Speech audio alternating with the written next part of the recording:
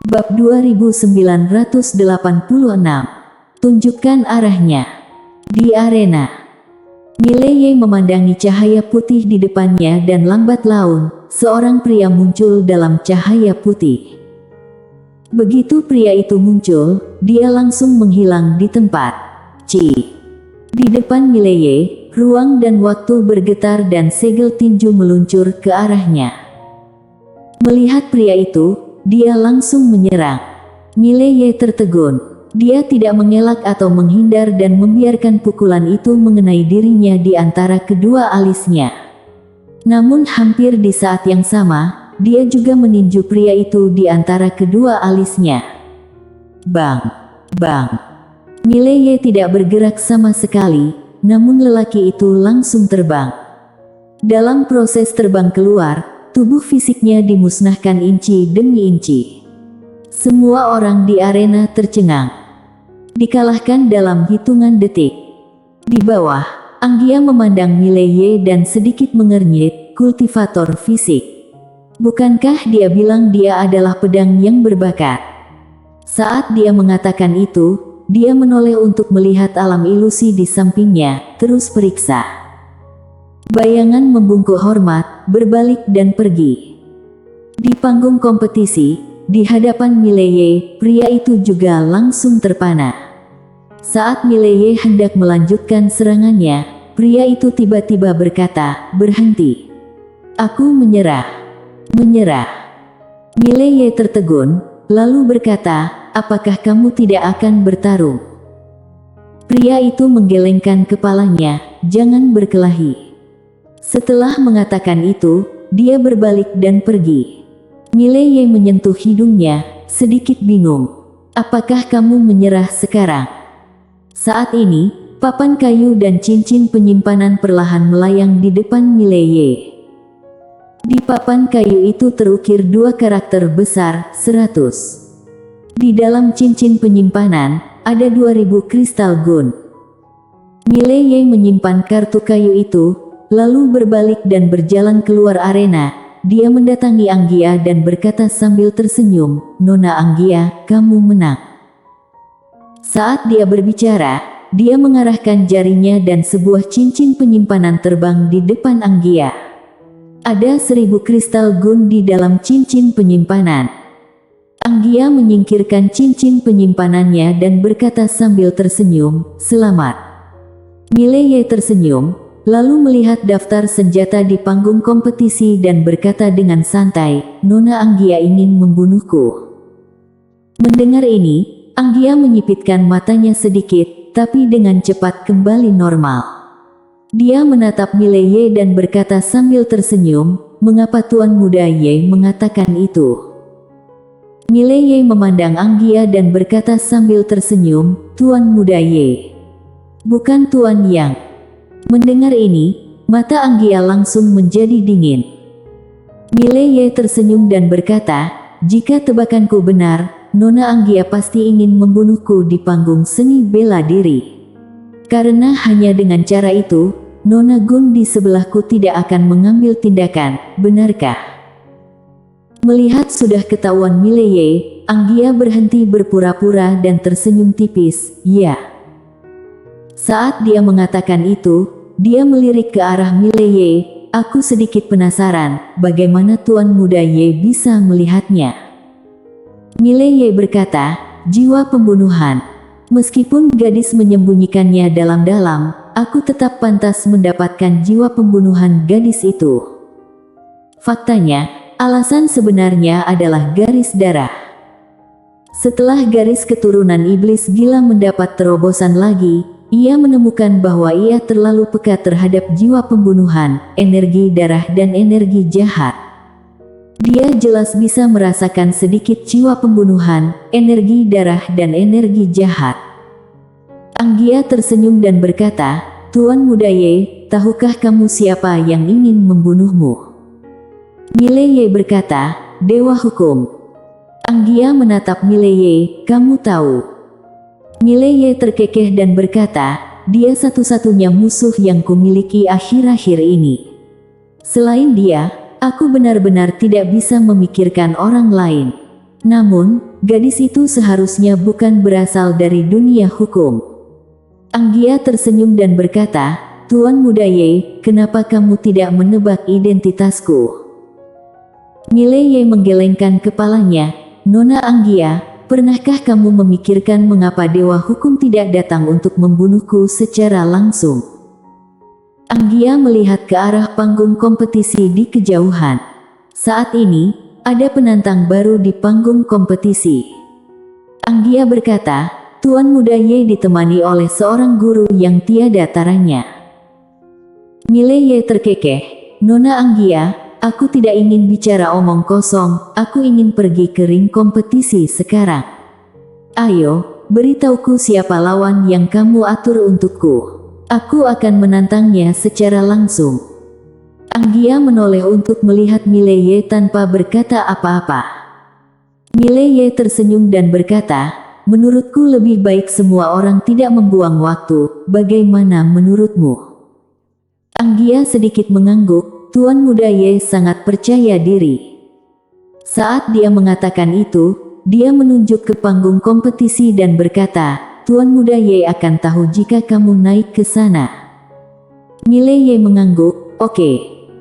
Saat dia mengatakan itu, dia gemetar dan langsung tampil di panggung kompetisi. Pada saat ini, seorang pria berjubah hitam muncul di depan Mileye. Pria berjubah hitam merentangkan telapak tangannya dan sebuah cincin penyimpanan melayang ke tempat daftar senjata di kejauhan. Tantangannya dimulai. Pria berjubah hitam tiba-tiba berubah menjadi angin hitam dan menghilang dari tempatnya. Ruang dan waktu di depan Mileye langsung meledak dan cahaya dingin padam. "Alam sebab buruk." Di lapangan, seseorang berseru. Mileye tidak memiliki ekspresi di wajahnya dan membiarkan cahaya dingin menerpa tenggorokannya. Bang! Sebuah kekuatan yang kuat meledak dari tenggorokan Mileye, tetapi Mileye tidak bergerak sama sekali. Pada saat yang sama, Mileye meninju pria berbaju hitam di antara alisnya. Bang! Dengan pukulan ini, Mileye tidak menahan diri dan pria berbaju hitam itu langsung terlempar ke dalam kehampaan. Pada saat ini, semua orang di arena langsung ketakutan. Apakah alam sebab buruk telah rusak dan tidak mampu membela diri? Mileye menoleh untuk melihat Anggia di bawah. "Siapa yang kamu anggap remeh ketika kamu mengiring seseorang yang begitu lemah?" Anggia diam. Dia tahu bahwa dia meremehkan kekuatan Mileye. Laki-laki berbaju hitam tadi berada di alam-alam sebab buruk. Master di tingkat ini tidaklah lemah. Loh, naik ke atas adalah alam manusia. Seorang master di dunia manusia sudah cukup untuk menempati peringkat 20 teratas dalam daftar senjata. Berapa banyak super jenius yang ada di seluruh alam semesta 4 dimensi? Berada di 20 besar, ini sangat menakutkan. Dan alam sebab buruk juga merupakan eksistensi yang bisa masuk 50 besar. Namun, dia langsung dibunuh oleh Mileye dengan satu pukulan.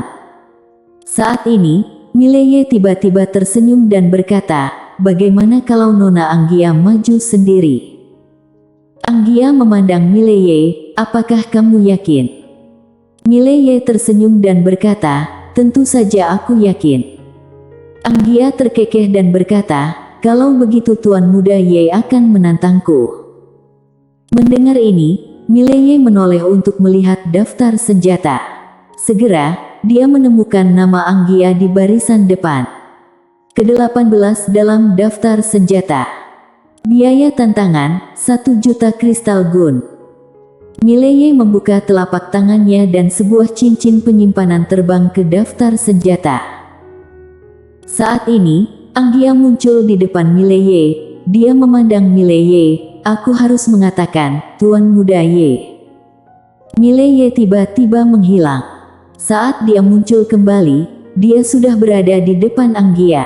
Saat berikutnya, dia meninju Anggia dengan keras. Dia tidak menggunakan pedang. Tubuh fisik saja sudah cukup. Dengan pukulan ini, ruang waktu di depan Anggia langsung terdistorsi. Kekuatannya begitu eksplosif bahkan ruang hampa pun tidak dapat menahannya.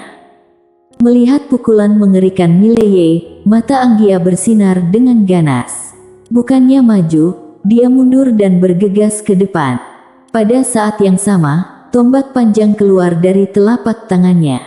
Terbang seperti guntur. Bersikaplah tangguh. Bang! Semburan cahaya kepalan tangan dan cahaya tombak tiba-tiba meletus dan dalam sekejap, Anggia mundur ke tepi panggung kompetisi dan pada saat itu, Mileye tiba-tiba muncul di atas kepalanya lagi. Saat berikutnya, kaki kanan Mileye tiba-tiba ditekan dari atas ke bawah. Tiba-tiba mata Anggia menciut dan tiba-tiba ia mengangkat palang tombak panjang dengan kedua tangannya. Bang! Di mata semua orang, Mileye menekankan kakinya pada tombak panjang. Klik! Tombak panjang langsung terbelah. Di saat yang sama, Anggia menekuk kakinya dan hampir jatuh berlutut. Ah!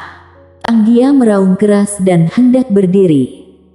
Pada saat ini, Mileye tiba-tiba menarik kembali kakinya dan seluruh tubuh Anggia menjadi rileks.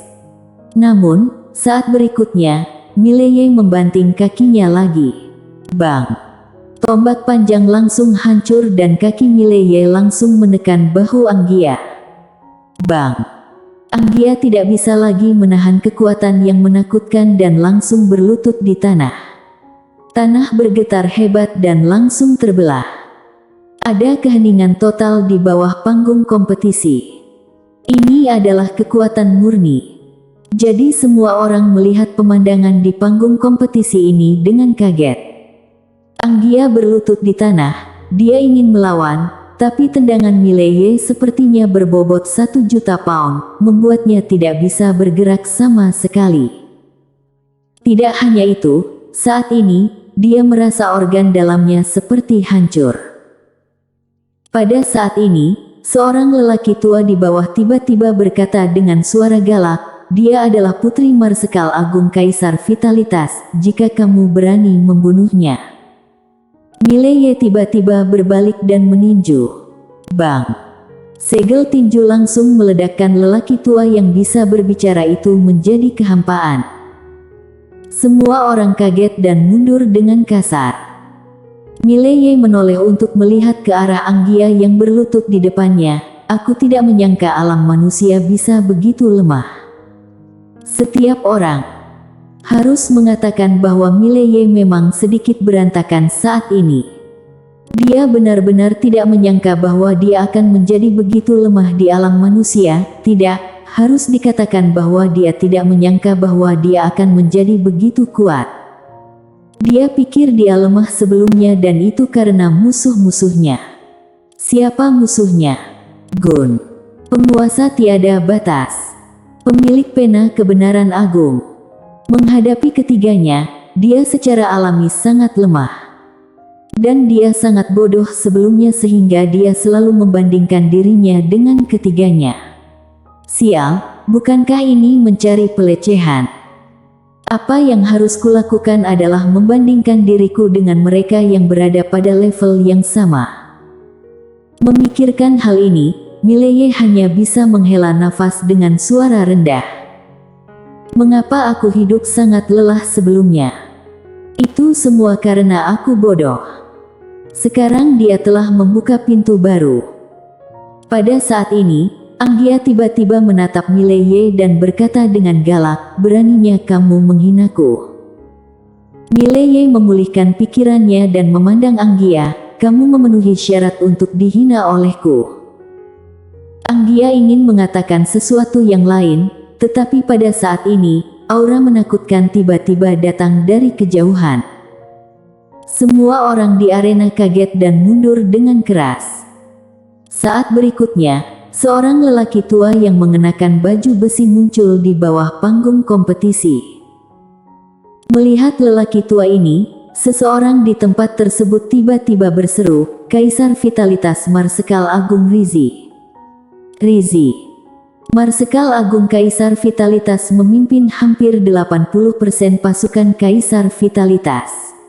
Di dalam negari Kaisar Vitalitas, benar-benar adalah menteri dengan status dan kekuasaan tinggi. Dan yang ini juga merupakan alam ketertiban. Rizzy memandang Mileye, lepaskan dia. Nadanya tidak menyisakan ruang untuk keraguan. Melihat adegan ini, semua penonton menoleh ke arah Mileye. Mileye memandang Rizzy dan berkata sambil tersenyum, "Kamu bilang lepas, maka lepaskan begitu saja." Rizzy menatap Mileye, "Dia ada masalah. Aku jamin kamu akan menyesalinya seumur hidupmu." Mileye tiba-tiba menyapu dengan satu kaki. Bang! Kepala Rizzy langsung tersapu dan pada saat yang sama, kekuatan mengerikan langsung menghancurkan jiwa spiritual Rizzy. Hapus sepenuhnya. Di panggung kompetisi, Mileye merapikan pakaiannya lalu memandang Rizzy, "Di mana kerajaan Kaisar Vitalitas? Tunjukkan arahnya." Pena kecil terdiam. Menara kecil tiba-tiba menghela nafas dengan suara pelan, "Aku mengagumi majikan muda. Dia berani berpura-pura seperti ini meski dia tidak punya kekuatan. Apalagi dia berpura-pura seperti aslinya." Bersambung.